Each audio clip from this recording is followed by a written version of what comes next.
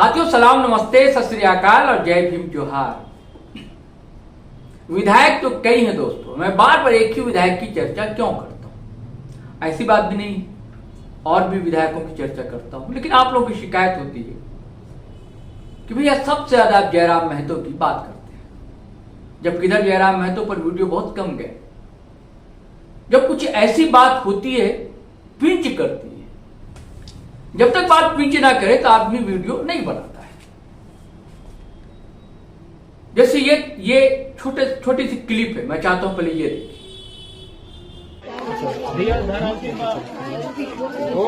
जगह दुख ओकरे दुख मिले, हिम्मत से काम हमने ये ना, हमने ये गुजर बसर में हमने अपन योगदान देवो। हिम्मत से काम लगा दे, हिम्मत से काम हमने ये ना काम एकदम नहीं कर हिम्मत का धीरज काम नहीं देखो। आपने देखा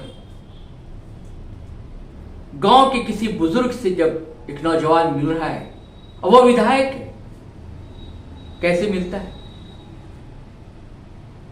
उसकी संवेदनाओं को महसूस करने की कोशिश कीजिए। अकारण भावनाओं में वो बह नहीं जाता है नौजवान, लेकिन कोई अगर दुखी हो या कोई अगर हर्ष में हो, अगर आप उसके गले मिल लेते हैं तो दुख जहां कम होता है वहीं खुशियां दोगुनी हो जाती है। और अब मैं बात करता हूं दोस्तों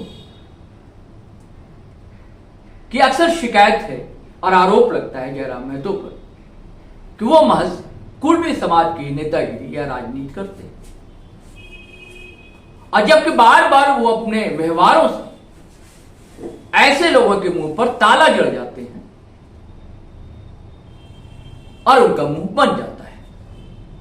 अभी आप कह सकते हैं कि कुड़माली की बात कर रहे थे जब गोड्डा के थे, जीटो लाइव पर वीडियो भी देखा होगा, लेकिन अब जो वीडियो सुनवाऊंगा मैं आपको दोस्तों, वो सवर्ण समाज की बात करते हैं। आपने नहीं सुना होगा किसी भी पार्टी में कि सवर्ण मोर्चा भी हो, सवर्ण इकाई भी हो, लेकिन जेल कैंप में है बाकायदा गठन हो। अल्पसंख्यक समाज की भी बात करते हैं, ये भी शिकायतें मिलती है। और आदिवासी समाज को कोई कैसे भूल सकता है जब झारखंड में और कुर्मी समाज आदिवासी समाज ने मिलजुल कर झारखंड की लड़ाई लड़ी, लेकिन उन्हें अफसोस होता है कि जब राज का अगुवा एक आदिवासी है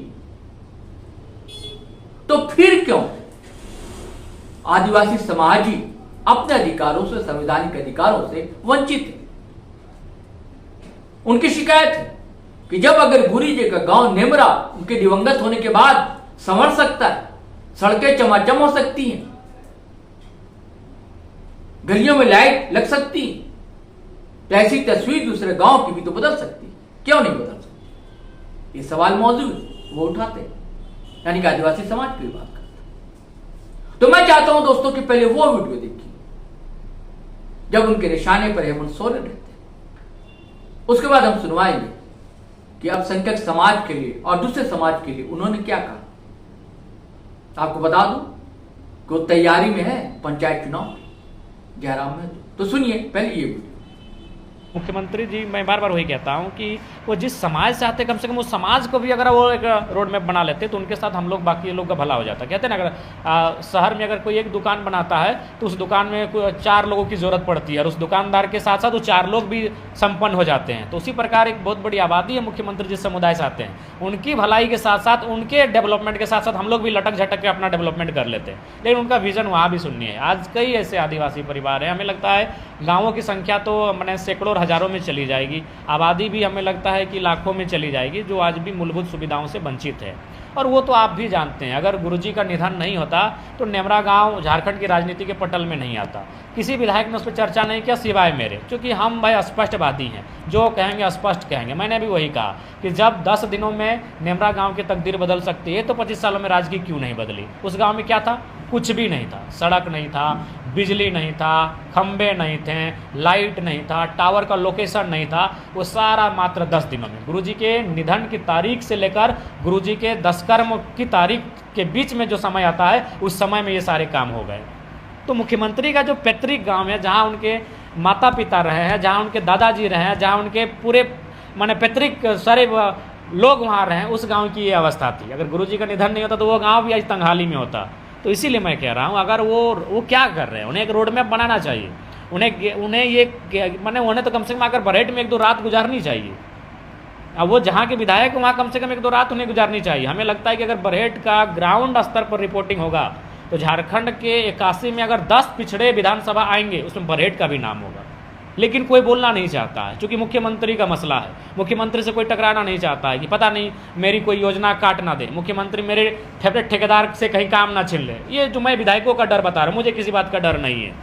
यही कहते हैं कि अरे मुख्यमंत्री को बोलेंगे हम एगो ठेकेदार के बारे बोले हैं, रोडवा उसको देने के लिए, देंगे कि नहीं देंगे। सही बोल रहे हैं आप, ग्राउंड सर्वे कर लीजिए। बरहेट और संथाल परगना जो मुख्यमंत्री के पिताजी जहाँ से सांसद बने, जहाँ से मुख्यमंत्री की भाभी, मुख्यमंत्री के भाई विधायक बन के जाते हैं, अगर झारखंड के 10 पिछड़े हुए विधानसभा आएंगे तो उनमें एक वो भी होगा। उनकी अर्धांगिनी को भी गांडे में 2-4 रात आकर व्यतीत करना चाहिए, उन लोगों से बातचीत करनी चाहिए, उनसे मिलना चाहिए, उनसे संवाद करना चाहिए। लेकिन वो ना समय यहाँ देते हैं। ठीक है, आप मुख्यमंत्री नो डाउट आप रांची में ही रहेंगे और रांची में आपको रहना भी चाहिए, लेकिन कम से कम 2 महीने में 3 महीने में आकर बरहेट के सुदूर ग्रामीण क्षेत्रों में, खासकर संथाल परिवार के बीच उन्हें बैठना चाहिए, उनकी आर्थिक सामाजिक स्थिति का जायजा लेना चाहिए।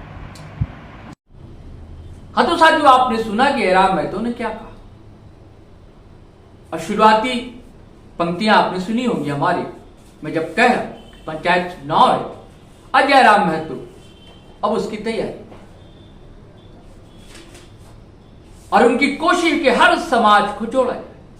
उन्होंने कहा कि जिस तरह विधानसभा चुनाव, उन्होंने कहा कि सबसे अधिक टिकट हमने अल्पसंख्यक समाज को जेल में दी थी विधानसभा चुनाव। अब पंचायत चुनाव में भी अल्पसंख्यक समाज से लेकर सवर्ण समाज से लेकर सभी समाजों का प्रतिनिधित्व समान।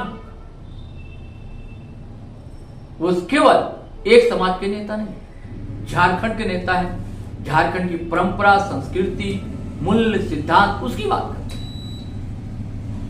चलिए साथियों सुनिए, जब अल्पसंख्यक अधिकार को लेकर एक आयोजन था तो उसमें जयराम ने क्या कहा।